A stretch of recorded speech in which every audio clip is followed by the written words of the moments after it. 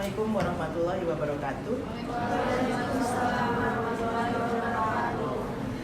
Puji syukur kehadirat Allah Subhanahu wa Ta'ala yang memungkinkan saya untuk kedua kalinya nih datang ke kampus FISIP. Jadi sebetulnya baru 2 kali sebetulnya. Jadi waktu bulan apa ya, saya hanya mampir begitu ya. Terus kemudian ketemu dengan Pak WD3, Pak Dulkiah, kebetulan alumni Sosiologi FISIP UI, dan kemudian ada rombongan dari FISIP UIN Sunan Kalijaga, Sunan Gunung Jati, berkunjung ke kampus UI Depok untuk diskusi berkenaan dengan pengembangan program studi S2 ya, program Magister Sosiologi begitu. Ada Pak WD1, WD3 dan kemudian juga Kajur Sosiologi. Nah, pada kesempatan tersebut beliau-beliau menyampaikan bahwa ada keinginan untuk mengundang, dan inilah realisasi dari undangan teman-teman dari FISIP UIN SGD SGD ya. Terima kasih banyak Pak Dekan Prof. Dr. Haji Ahmad Ali Nurdin, MA PhD, juga kepada pimpinan fakultas lainnya yang tidak bisa saya sebut satu persatu, Pak WD2, Bapak dosen senior maupun junior. Sebenarnya nggak enak nyebutnya kan senior maupun junior begitu ya, karena ada stratifikasi kesannya seperti itu. Oke, saya sebetulnya ingin berbicara tadi kalau disebut oleh Prof. Ibah bahwa saya gurunya guru besar, itu sebetulnya karena saya jalan di tempat gitu ya, makanya nggak jadi guru besar gitu sebetulnya juga yang jadi penting begitu ya. Tapi saya ingin menyampaikan bahwa saya memang kenapa tadi saya sampaikan profil ini menjadi penting juga gitu ya, karena di dalam dunia ilmu pengetahuan itu sebetulnya kita juga sadar ya bahwa tidak ada ilmu yang bebas nilai dalam pengertian seperti itu. Jadi saya harus jelas menunjukkan posisi saya memang udah 30 tahun nih. Bulan November ini nanti saya 30 tahun mengkaji atau katakanlah menjadikan gender menjadi bagian dari kajian saya begitu ya. Nah, oleh sebab itu di dalam diskusi kali ini saya sebetulnya nggak ngomong yang berat-berat begitu ya, tapi berbasiskan pada refleksi pengalaman gitu sebagai sosiolog. Meskipun saya deg-degan juga gitu ya, takut salah ngomong kalau pakai agama gitu ya. Meskipun saya beragama Islam, tapi kan pengetahuan sebagai ilmu pengetahuan itu juga pasti ada keterbatasan. Tapi alhamdulillahnya saya disandingkan dengan Prof. Ibah yang tadi sudah banyak menyampaikan dari perspektif agama begitu. Jadi kalau saya memang judulnya aja refleksi sosiologis begitu. Nah, pengalaman saya gitu ya, saya kira menjadi penting begitu. Kalau tadi Prof. Ibah menyampaikan masa kanak-kanak, terus saya langsung merefleksikan. Pada saat masa kanak-kanak kita ditanya kan dulu cita-citanya mau jadi apa gitu kan? Gitu. Kalau dulu saya cita-citanya mau jadi pramugari gitu. Pramugari kenapa? Karena bisa terbang kemana-mana gitu, jalan-jalan gitu. Akhirnya kan berkembang gitu, tapi tidak ada sebuah anggapan bahwa kamu ini perempuan harusnya jadi begini. Itu memang saya merasa begitu ya. Kalau perempuan bagusnya jadi ini, jadi itu begitu ya. Sampai kemudian perkembangan berikutnya adalah saya bercita-cita menjadi dokter, tapi ternyata ditolak di fakultas kedokteran gitu. Sami ya. Nah, pilihan keempatnya waktu itu saya IPA IPS, boleh milih 4, 2 IPA 2 IPS. Pilihan yang terakhir saya bingung sekali, ilmu sosial. Yang satu udah ekonomi gitu. Keluarga saya itu keluarga ekonomi ininya Nah, terus kemudian sosiologi, satu-satunya yang saya boleh jujur nih Pak Dekan, teman-teman semuanya, saya nulis bismillah karena saya nggak tahu sosiologi itu apa. Di era saya belum ada mata pelajaran sosiologi gitu. Jadi saya lihat di atas psikologi, kayaknya psikologi udah tingkat, jujur ya, kompetisinya udah tinggi, di bawah antropologi. Ini ilmu apa ini ya? Ini kayaknya sosio masyarakat gitu. Ayah saya lulusan kesejahteraan sosial, juga dosen. sekaligus PNS di Universitas Muhammadiyah Malang waktu itu. Nah, terus saya bilang ke ibu saya mau ke SOS. Jangan nak, cukup bapakmu saja yang ke SOS, katanya gitu. Nah, jadi inilah perjalanan sosiologi. Saya ingin bercerita. 95 saya mulai mengenal gender, tapi ini refleksi kenapa kemudian saya memposisikan pertanyaannya adalah apakah agama membuka ruang narasi, wacana gitu ya, bahkan memperjuangkan isu-isu yang tadi sebetulnya sebagian besar sudah disampaikan oleh Prof. Ibah begitu ya. Tapi dari pengalaman saya, sejak pertama kali saya pulang dari training tentang gender and development begitu ya, terus kemudian jadi fasilitator atau trainer gender, pertama kali yang nepuk pundak saya di tahun 95, pertama kali saya menjadi pelatih gender, itu justru seorang laki-laki dari dulu menteri, bukan menteri pemberdayaan perempuan dan ini ya, dulu masih menteri negara urusan peranan wanita ya, di era itu masih namanya itu begitu ya. Nah, dia tepuk saya gitu. Makanya saya mempertanyakan ini sebagai pertanyaan pembuka begitu. Karena saya langsung dibilang, Bu Ida, ingat Bu Ida, jannah Bu Ida, surga. Maksudnya Pak, saya bilang gitu. Kan di Islam udah jelas, ngapain Ibu ngomong gender gitu. Jadi ketika ngomong moderasi beragama, dikasih judul itu, saya langsung merefleksikan, paling sulit ngomong gender, apalagi isu seksualitas, ketika berhadapan dengan isu agama. Sebetulnya, bukan hal yang mudah gitu, maksud saya itu. Tapi kalau kita bicara moderasi beragama, itu kan sebetulnya kita punya 4 komponen gitu ya. Tadi Bu Ibah, Prof. Ibah udah angkat isu toleransi, kan gitu ya. Yang kedua sebetulnya dialog. Yang ingin saya sampaikan itu dialog ini yang sebetulnya nggak mudah gitu. Karena apa? Tadi Pak Dekan udah menyampaikan, ini kan persoalan tafsir. Dipertegas juga oleh Prof. Ibah. Tapi kan ketika kita ngomong tafsir, perspektif, itu yang tadi ditegaskan, dikontestasikan. Jadi dikontestasikan, kita yang namanya diskursus itu kan kita dalam tanda kutip perang wacana, sebetulnya dalam tanda kutip disebut seperti itu. Kalau di sosiologi kita mengenal apa yang disebut sebagai salah satu sumber dari masalah sosial, atau mungkin orang sosiologi lebih nyebutnya masalah societal, itu adalah konflik nilai.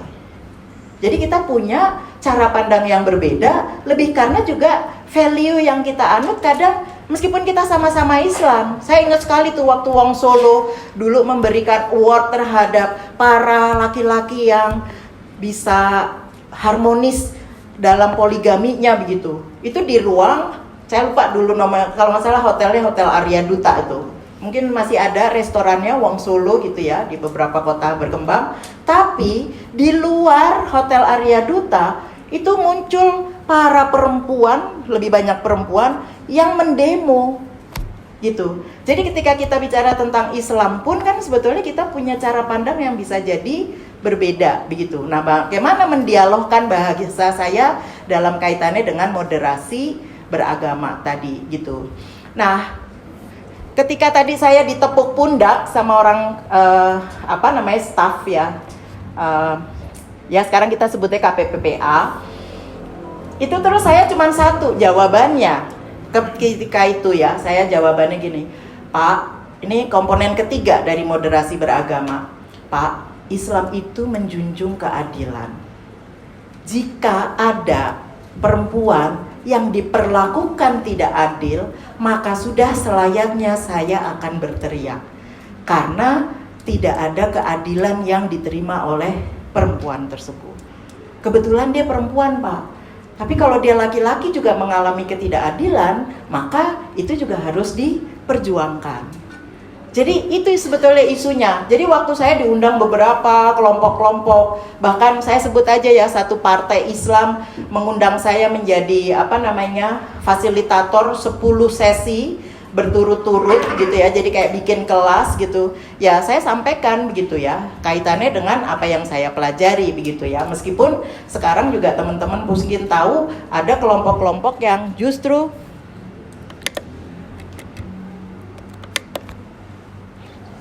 Halo, halo. Nah, yang justru sekarang sebetulnya mempertanyakan apa yang sebetulnya ingin diperjuangkan oleh para aktivis gender begitu ya. Nah, kemarin tahun lalu tuh mahasiswa bimbingan saya mengulas secara khusus bagaimana KUPI sebagai salah satu gerakan perempuan Islam gitu ya, yang kemudian sebetulnya juga tidak mudah di dalam upaya mempromosikan apa yang kita sebut sebagai kesetaraan gender, apalagi tadi sudah disampaikan bahwa kecenderungannya memang dianggap sebagai barat. Saya nggak nulis ya, tadi saya kursusnya di mana Bapak Ibu, kursus gender and development-nya, saya kursusnya di Leiden University selama kurang lebih 5 bulan. Kalau saya nyebutkan, oh ilmunya dari barat. Sebetulnya waktu itu pusat kajian kami di FISIP UI itu punya kerjasama multi years dengan Universitas Leiden di dalam rangka memperkuat kapasitas kaitannya dengan halo, sering hilang-hilang. Ini bisa diganti kan? Waduh, canggih nih, belum ada Pak yang di Depok yang bisa diangkat-angkat kayak gini. Kita masih ngandelin kabel Pak, gak nir kabel.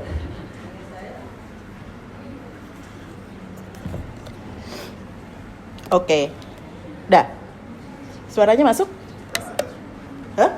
Kurang panas. Punten. Oke. Sebetulnya saya nggak pakai mic juga, saya punya kelebihan suaranya besar. Nah, tadi yang ingin saya sampaikan adalah kaitannya dengan kursus barat gitu. Tapi sebetulnya kita lupa bahwa ini nanti kaitannya dengan kebijakan pembangunan. Jadi saya mungkin tidak runut mengikuti PPT nanti silakan Bapak Ibu, teman-teman semuanya bisa lihat. Tapi sebetulnya Indonesia itu sudah ikut dari awal Kongres Perempuan Internasional di Meksiko tahun 75. Kongres pertama. Kongres yang berikutnya 85 itu dilakukan di Nairobi. Yang terakhir adalah Kongres tahun 95 dilakukan di Beijing yang sampai sekarang disebut sebagai Beijing Platform. Yang plus karena udah nggak ada kongres lagi sejak 95 begitu. Nah, yang ingin saya sampaikan kaitannya dengan kenapa FISIP UI punya kerjasama dengan Leiden University itu di dalam rangka mencoba memperkuat kapasitas para akademisi sebetulnya. Jadi kami di Depok itu punya short course disebutnya seperti itu. Sementara di Salemba itu punya program magister kajian wanita. Jadi kita bagi peran begitu. Nah, jadi kami dikursuskan di sana lebih kaitannya dengan judulnya sebetulnya gender and development gitu ya. Nah, ini yang naik. Oke. Nah, jadi tadi kenapa saya sampaikan 30 tahun pengalaman saya sampai kemudian beberapa waktu terakhir itu memberikan pelatihan apa yang disebut sebagai pengaruh utamaan gender di beberapa kementerian itu sebetulnya juga bukan satu hal yang mudah gitu. Karena pertanyaan yang sangat mendasar itu sebetulnya agama. Bu Ida, kan udah jelas ya Ar-rijalun qawwamun 'alan nisa gitu. Misalnya seperti itu ya. Jadi ketika tadi mubadalah yang disampaikan oleh Prof. Ibah, tapi kan sebetulnya saya belajar juga dari Pak Nazarudin Umar begitu ya. Pak Nazarudin Umar yang menyampaikan Ar-rijalun itu sebetulnya term sosiologis, bukan terminologi biologis. Kan gitu, kalau dia terminologi biologis kan pakainya azakar bukan ar-rizal. Kan seperti itu. Terus ada kalimat di belakangnya misalnya seperti itu. Nah, tapi yang ingin saya sampaikan adalah nih historis ya. Kondisi nyata yang terjadi di Indonesia yang menunjukkan betapa sebetulnya upaya untuk mempromosikan kesetaraan gender, kesetaraan dan keadilan gender itu sebetulnya dapat perlawanan dalam tanda kutip. Bukan hanya dari agama Islam sebetulnya, tapi juga dari agama-agama lain. Ada agama-agama yang bahasanya Bu Moderator tadi disebutnya sebagai agama yang berkecenderungan patriarkis gitu ya, menempatkan laki-laki dalam posisi yang lebih tinggi. Nah, ini yang terjadi ya. Saya lupa tahunnya, nanti bisa di browsing. Tapi yang jelas Indonesia itu tahun 2000 melalui Inpres ya, Instruksi Presiden nomor 9 tahun 2000 itu sudah mengeluarkan kebijakan kaitannya dengan pengarus utamaan gender. Nah, pengarus utamaan gender itu tujuannya apa? Untuk terciptanya kesetaraan dan keadilan gender. Nah, oleh sebab itu kemudian Inpres itu dicoba diikuti dengan upaya merancang undang-undang kesetaraan gender. Tapi undang-undang ini batal. Batal tuh dalam pengertian gagal karena memang mendapatkan penolakan.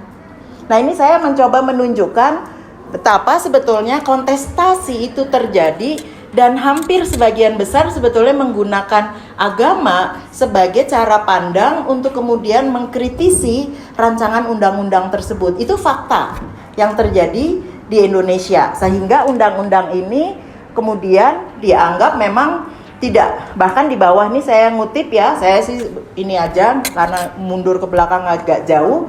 Nah, itu termasuk kemudian apakah ini memang sesuai dengan masyarakat Indonesia. Saya kalau ngomong gender tuh langsung saya gini, Pak, gender itu sebetulnya kan banget barat gitu ya, tapi saya selalu ngomongnya, Pak, lihat deh konstitusi kita, Pancasila. Sila keduanya apa, Pak? Sila keduanya kita apa coba? Siapa yang ini anak Gen Z ini jangan-jangan gak tahu Pancasila? Coba siapa yang tahu Pancasila? Yang nomor 2 apa? Ayo. 1000, nggak dikasih 100, 1000. Jadi kemanusiaan yang adil beradab. Yang namanya manusia itu apa? Laki, perempuan. Kan gitu. Jadi itu sebetulnya kemanusiaan yang adil beradab. Makanya tadi saya bilang kalau ada yang diperlakukan tidak adil, kebetulan sebagian besar itu memang perempuan. Nah, itu yang kemudian kita jadikan usaha untuk bagaimana sebetulnya mencoba bukan hanya melindungi dia, tapi juga sekaligus memberdayakannya. Misalnya seperti itu. Nah, ini ya. Jadi pertanyaan-pertanyaan seperti ini selalu muncul gitu. Sampai saat ini 30 tahun. Dan kalau kita mau ngomong Inpresnya tadi tahun 2000, sekarang udah 24 tahun masih ada pertanyaan. Kenapa sih penting pengarus utamaan gender? Saya selalu diundang Bappenas dalam bicara tentang ketangguhan keluarga, ketahanan keluarga. Itu di kalangan lembaga-lembaga kementerian yang lain itu selalu nanya, kenapa sih ngomongnya masih gender lagi begitu. Jadi ada sebetulnya resistensi itu sebagai sebuah fakta yang kemudian juga menjadi penting gitu ya. Kenapa menurut saya moderasi itu kemudian menjadi bagian ya. Karena kalau kita udah menolak untuk dialog, maka memang PR tuh sebetulnya gitu ya. Bagaimana mungkin kita bisa bersikap toleran kalau kita sendiri tidak punya peta gitu. Sampai detik ini yang membuat saya sebetulnya 30 tahun ini ya gitu. Pakar gender itu udah semakin banyak gitu. Pakar gender tuh banyak sekali kalau menurut saya gitu ya, yang muda, yang ini, yang sepuh seperti saya gitu ya. Tapi tetap aja yang dipahami gender itu apa? Perempuan. Itu kesalahan yang menurut saya fatal, karena gender itu ngomong laki, ngomong perempuan, termasuk kemudian bagaimana relasinya gitu. Nah, jadi kalau misalnya kita mau mundur lagi ke belakang, tahun 84 Indonesia itu sudah meratifikasi konvensi penghapusan segala bentuk diskriminasi terhadap perempuan yang dikenal sebagai CEDAW. Ya, dikenal sebagai CEDAW, tapi sekarang masih banyak kesenjangan gender di dunia kerja. Tadi Prof. Ibah memaparkan data-data ya, karena ada indikator-indikator kesetaraan gender, ada indikator-indikator kesenjangan gender. Saya ingat saya lulus S1 dulu ngelamar di satu lembaga, saya nggak boleh sebut namanya, tapi ngamar bawa gitu ya. Kalau sekarang kan online semua, nunggu dibuka gitu, saya udah Ida temuin aja gitu.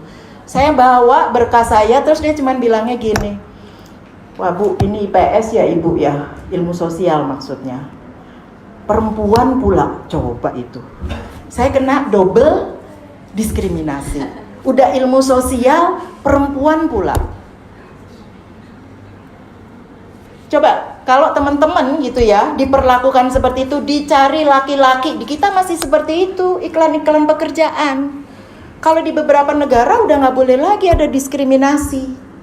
Apalagi terus perempuan berpenampilan menarik. Karena apa? Sex appeal-nya perempuan itu menjadi sebuah modalitas. Nah, ini yang kemudian menjadi penting gitu loh. Padahal kita sudah meratifikasi CEDAW ini 40 tahun. Tapi kenapa masih dalam realitas nyata masih terjadi gitu. Bahkan dulu ada pimpinan di Universitas Indonesia yang tidak mau menerima perempuan sebagai dosen. Alasannya apa? Karena nanti ujung-ujungnya ikut suami kalau suaminya dipindah ke sana gitu. Itu kita mengalami diskriminasi atau tidak? Perlakuan yang berbeda atau tidak gitu. Nah, saya kira ini yang menjadi penting tadi ya. Kalau akses pendidikan masih lumayan lah, tapi perkawinan anak yang tadi disebut oleh Bu Moderator, kami 3 tahun menerima hibah tersebut.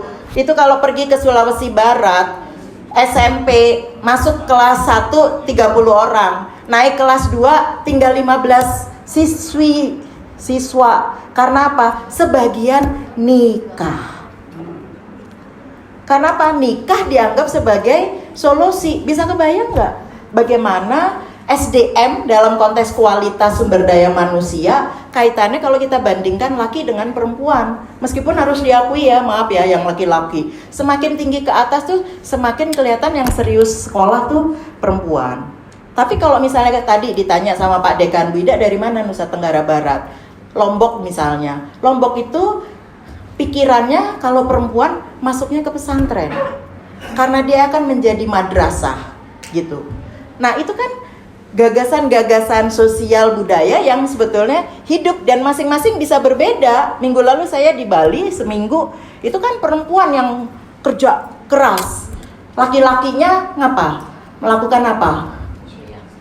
Sambung ayam, duduk minum-minum di kafe gitu ya. Kalau ke Aceh zaman awal-awal pasca tsunami itu saya baru tahu kalau perempuan duduk di warung kopi. Wah, itu dipertanyakan nih perempuan baik-baik atau bukan gitu. Padahal laki-laki bisa duduk berjam-jam di situ. Misalnya seperti itu. Nah, ini jadi sebetulnya kita udah 40 tahun wajah kita masih seperti apa. Nanti kalau teman-teman ini lulus dan dilihat ada perlakuan yang berbeda bisa mempersoalkan karena sebetulnya negara kita udah stop diskriminasi gitu. Nah, yang berikutnya sebetulnya kita bisa lihat ya dengan perempuan bukan properti. Saya tuh sampai bosen kalau ditanya kaitannya dengan nikah usia muda gitu. Karena anak masih dianggap sebagai properti. Di Indramayu itu mereka bersyukur kalau punya anak perempuan. Karena properti. Di Sulawesi Selatan banyak perempuan susah nikah. Karena apa? Karena uang panainya, uang maharnya terlalu mahal. Teman-teman ingat siapa yang bunuh diri di Sumatera Barat, Padang? Perempuan cantik masuk di hotel. Karena apa? Nggak selesai dengan uang jampuinya. Itu kan bisa bikin kesehatan mental terganggu. Karena tuntutan budaya. Gitu. Ya, jadi ini sebetulnya praktek-praktek yang masih terjadi begitu. Yang menempatkan misalnya kayak kemarin saya baru tahu Bapak Ibu, kalau di Bali nggak punya anak laki-laki, bahaya Bu sebagai perempuan. Siap-siap dipoligami, sama seperti di Sumatera Utara, Batak khususnya. Saya kalau nyebut Sumatera Utara kan harus hati-hati ya. Ada Padang Sidempuan, ada ini misalnya seperti itu. Tapi itu masih ada praktek budaya yang lebih menekankan pada laki dibandingkan dengan perempuan. Misalnya seperti itu. Nah, jadi sebetulnya RUU Kesetaraan Gender itu mau menghapus hal-hal yang seperti itu, tapi kan tadi ya saya sampaikan itu ditolak karena sebetulnya kalau bisa tidak ada lagi diskriminasi. Nah, yang berikutnya saya mengangkat aja nih masalah-masalah di dalam konteks apakah kita sebetulnya memang agama itu memberikan ruang untuk moderasi gitu. Nih, kontestasi RUU Ketahanan Keluarga ini luar biasa nih ya. Ini karena teman-teman fisip, ini harus tahu isu-isunya. Mau dia AP, mau dia HI ya Prof ya? Sosiologi, administrasi publik sama satu lagi? ilmu politik gitu. Ini karena menjadi penting gitu ya. Kan laboratorium kita di masyarakat nih gitu. Isu-isu masyarakatnya kita punya pengetahuan atau enggak gitu. Jangan cuman BTS, Blackpink gitu. Ada tesis kemarin ya, meneliti tentang opa-opa gitu.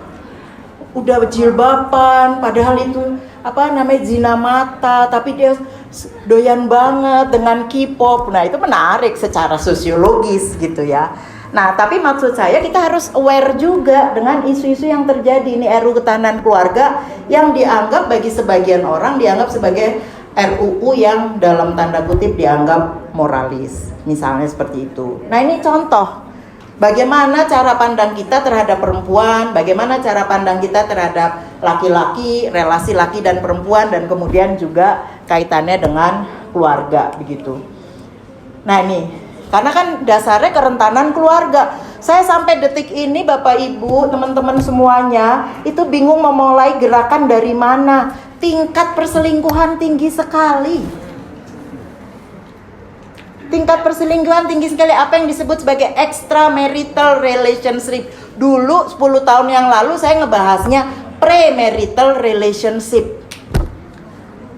Tapi kalau sekarang extramarital relationship, saya sampai ditanya orang, Bu, gimana sih Bu, kenapa terjadi 2 ASN di Makassar sana bisa saling membunuh hanya karena rebutan will, coba.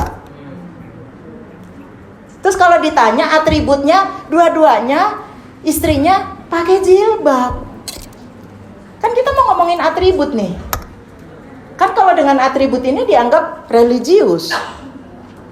Jangan ditanya, karena saya di gender dan seksualitas 2010 perilaku seksual remaja udahlah gitu.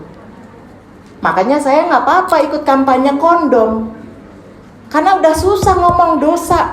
Nggak ada dosa, sayang kan gitu ya. Jadi mahasiswa saya bikin penelitian pacaran Mbak Ida di Ancol berjilbab mojok gitu.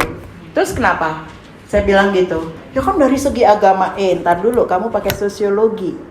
Kalau misalnya di UIN pakai pendekatan agama, ini boleh normatif seperti itu, tapi ini kenapa mereka melakukan seperti itu? Apa pemahaman keagamaannya?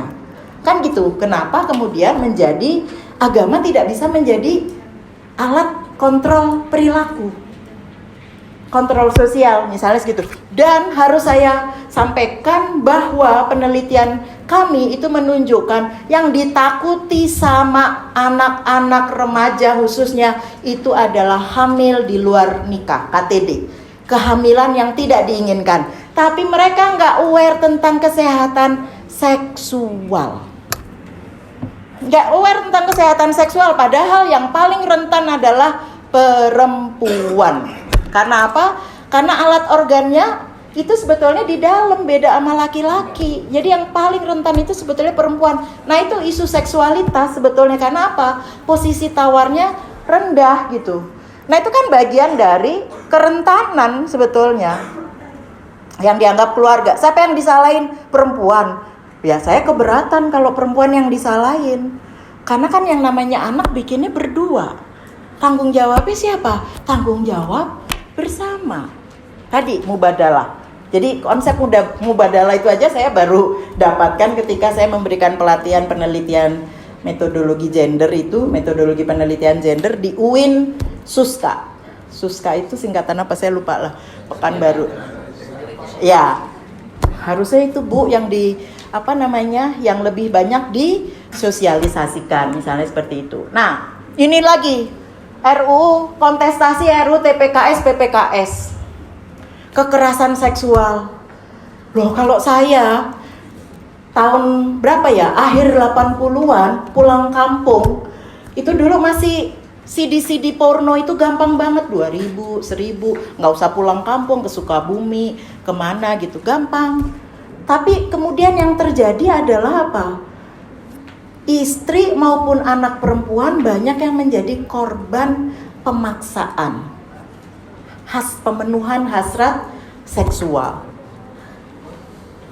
Lah ini kalau kasusnya, saya termasuk yang tidak paham gitu.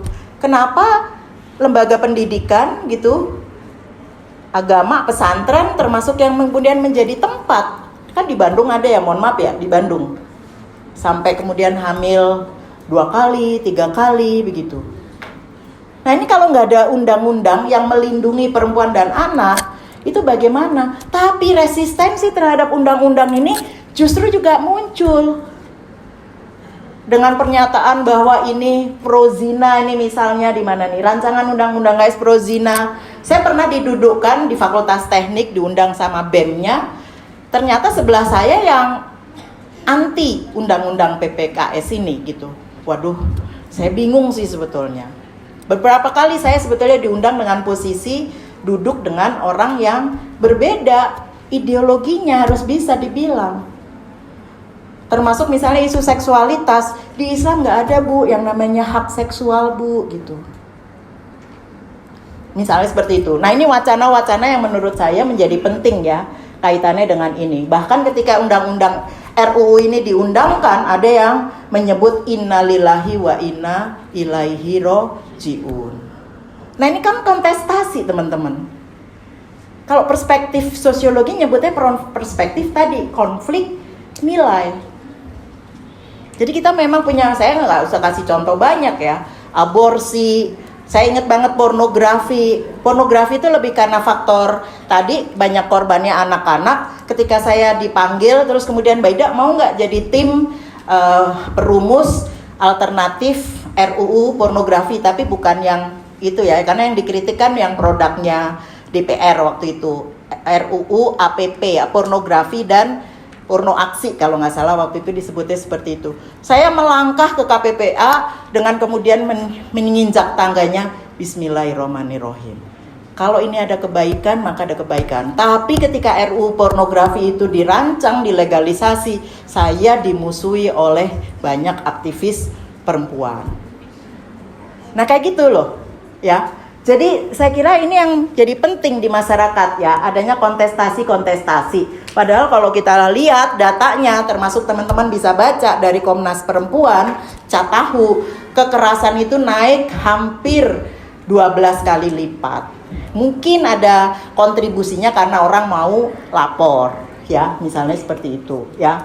Nih, tadi yang saya udah sampaikan, kontestasi RUU pornografi. Karena yang dorong RUU pornografi lebih banyak kaum agama sebetulnya. Sama kayak ketahanan keluarga tadi. Sehingga ketika saya belain ini, saya dimusuhin sama aktivis-aktivis perempuan gitu. Karena ini berkecenderungan mengkriminalisasi perempuan. Karena pornografi lebih banyak.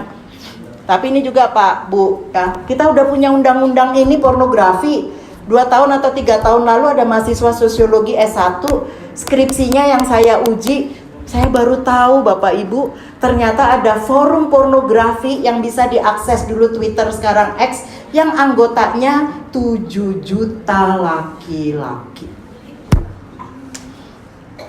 Bisa dibayangkan?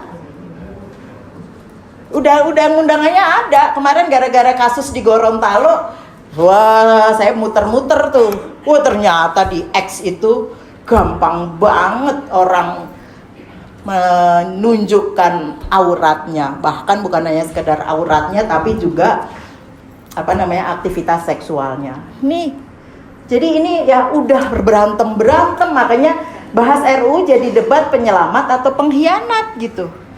Niatnya mau menyelamatkan bangsa atau mau apa gitu. Ini kita berhadapan gitu, apalagi kalau pakai nilai agama. Nah ini yang tadi saya sampaikan, KUPI ya, mahasiswa saya kemarin meneliti kaitannya dengan bagaimana KUPI, strategi KUPI dalam menghadapi kelompok-kelompok yang dalam tanda kutip anti gender, istilahnya seperti itu. Tapi saya ngutip dari yang lain ya, ini KUPI dianggap menyebarkan agenda liberal, pengaruh barat, bahkan melanggar ajaran Islam. Nah ini yang juga jadi penting untuk kita nanti diskusikan.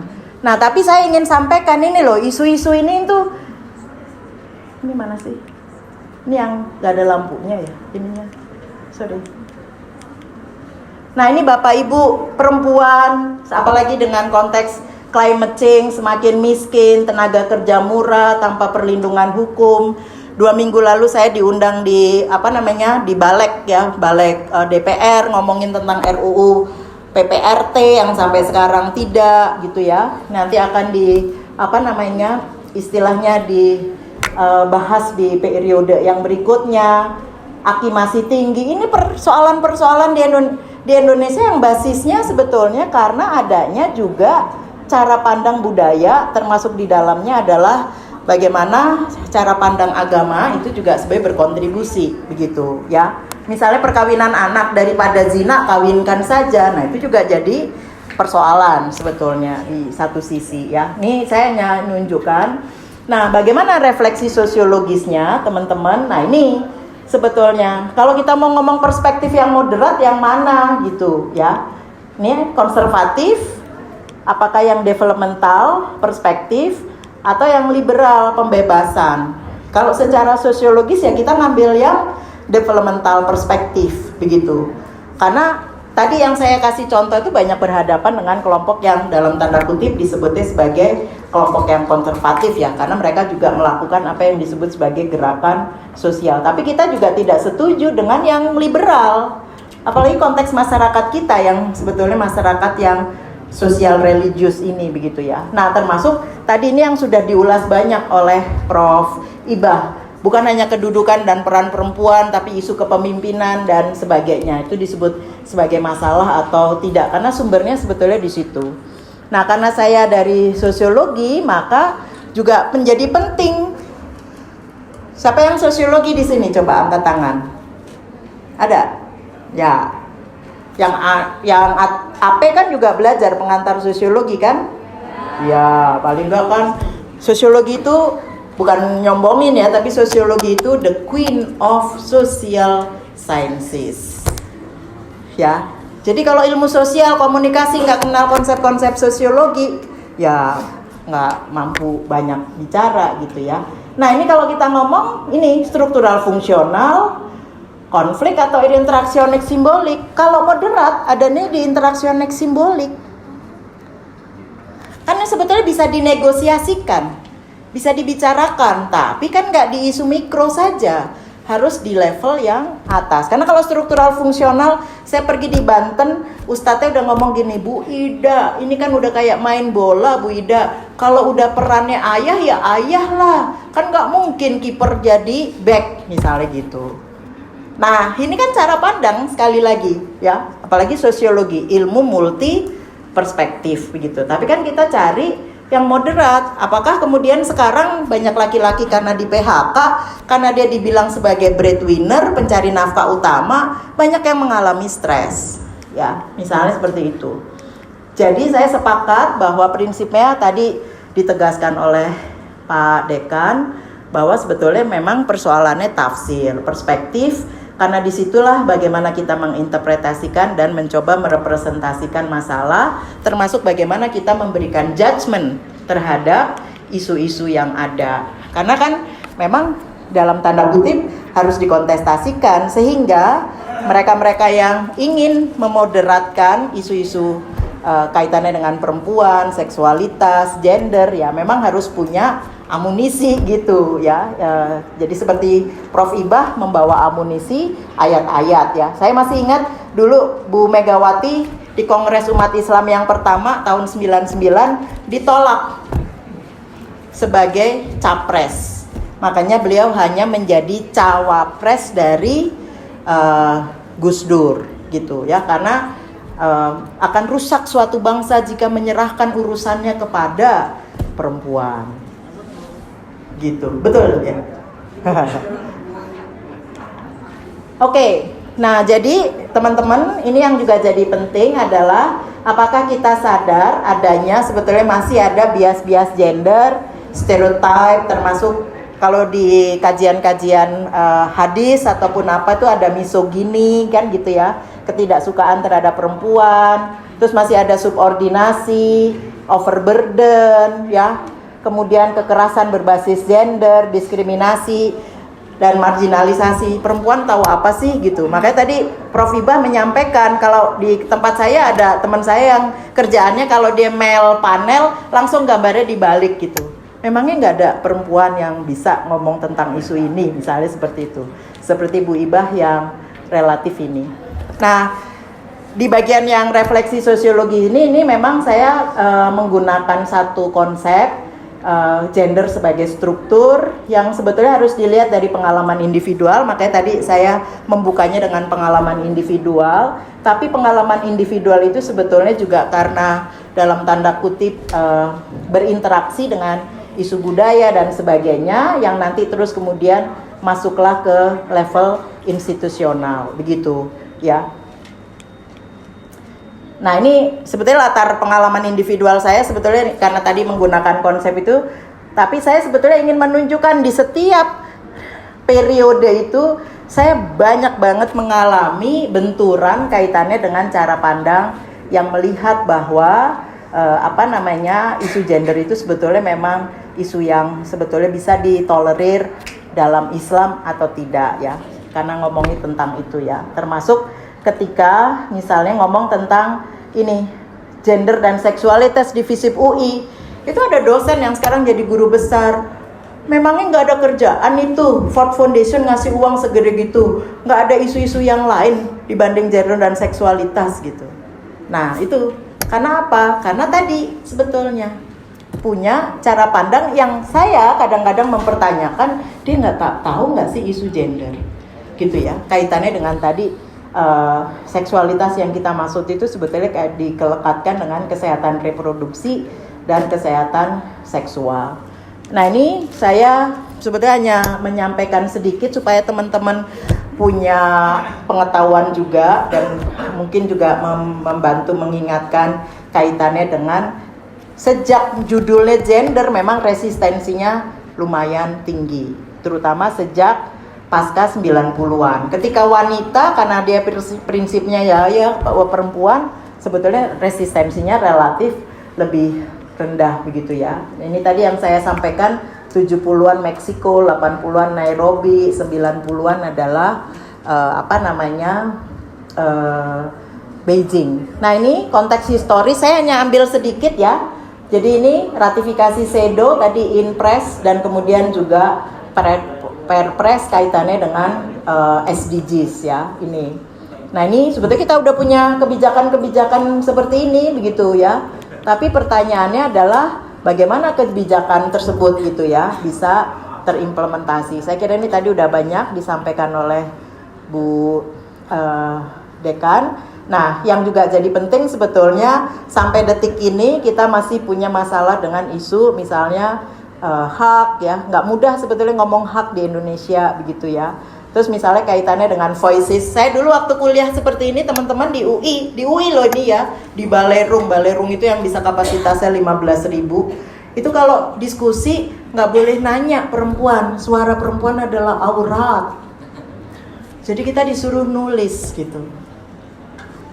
Ya, jadi ini juga menurut saya perkembangan yang luar biasa gitu ya. Termasuk kemudian perempuan nggak boleh ngomong di depan laki-laki. Saya dulu ada pengajian yang mengontrol saya harus berlaku seperti apa, misalnya seperti itu.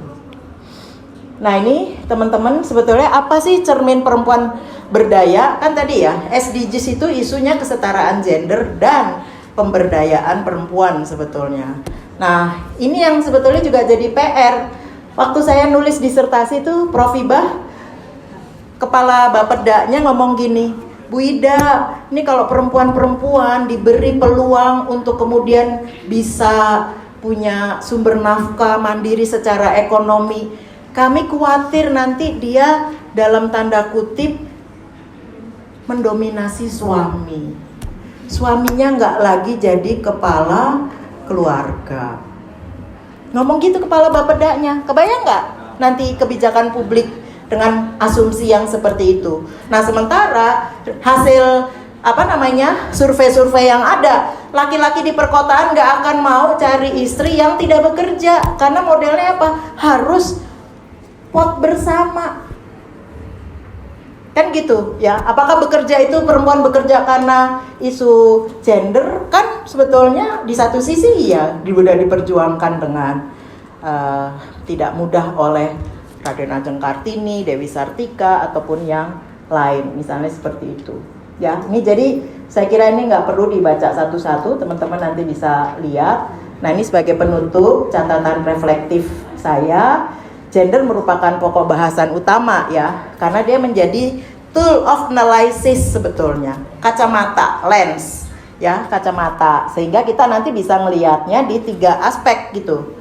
Bagaimana dalam relasi, saya nggak spesifik ya ngomongin relasi gender, tapi masih ada nggak pacaran yang modelnya kalau nggak gini-gini aku putusin misalnya seperti itu. Nah, posisi tawarnya berarti masalah ya, diproses. Dan kemudian juga institusi-institusi sosial kan banyak ya, bisa ekonomi, keluarga dan sebagainya, yang sebetulnya semua dalam tanda kutip di masyarakat kita dikonstruksikan. Nah, ini bagian yang terakhir kalau menurut saya.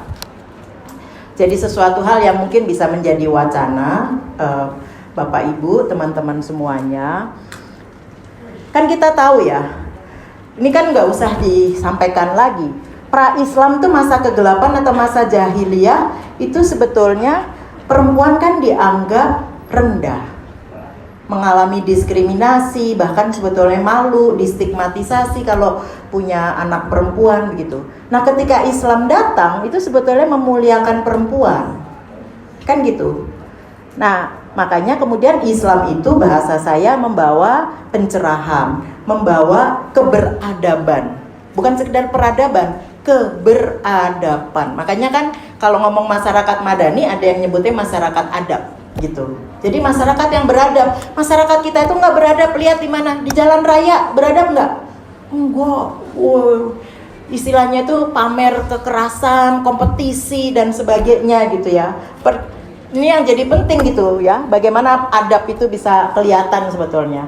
Nah, sehingga saya ini sebetulnya masih membuka diskusi. Harusnya kalau di sosiologi apa yang disebut oleh salah satu tokohnya, Max Weber, itu sebetulnya antara kapitalisme dengan nilai Calvinisme itu terjadi jalan bersamaan. Mereka bukan saling begini, tapi jalan bersamaan, sehingga itulah yang memungkinkan mereka tuh berkembang ekonominya. Itu yang disebut sebagai elective affinity.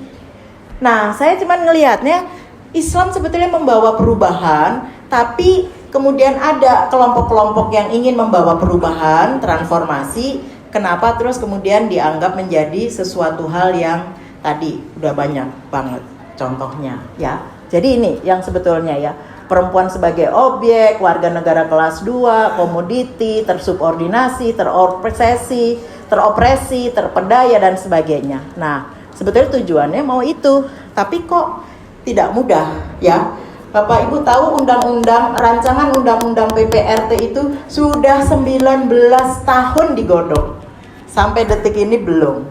Rancangan undang-undang KDRT diundangkan itu sebetulnya butuh waktu 17 atau 14 tahun kalau tidak salah. Jadi kalau udah isu perempuan itu kayaknya isu gender memang jadi persoalan. Makanya ada prolegnas yang pro gender gitu ya. Ya ini sebetulnya gerakan ya, gelombang yang sebetulnya bisa ada pro kontra, tapi saya ingin menegaskan bahwa sebetulnya ada upaya transformasi yang dilakukan. Nah, oleh sebab itu, bagian yang terakhir menurut saya jadi penting sebetulnya ngomong gender, betul sebagaimana yang disampaikan oleh Pak Dekan, itu juga banyak perspektif juga di sana begitu ya. Tinggal kemudian mana perspektif yang menurut kita sebetulnya moderat. Kalau saya bagian yang penelitian saya menempatkan saya ada di kelompok yang moderat, tidak konservatif, apalagi yang liberal, seperti itu. Pertanyaan terakhir, bagaimana mengembangkan tafsir dan narasi yang tidak bias gender dalam bahasa lain yang moderat? Itu yang sebetulnya perlu dilakukan. Tadi saya menggunakan di level individual, Pak Dekan menyebut sosialisasi tadi gitu ya. Nah, terus kemudian pada level interaksi dan institusional. Saya kira demikian kurang lebihnya, mohon maaf kalau banyak yang saya skip karena nanti teman-teman bisa baca. Wabillahi taufiq wal hidayah. Wassalamualaikum warahmatullahi wabarakatuh.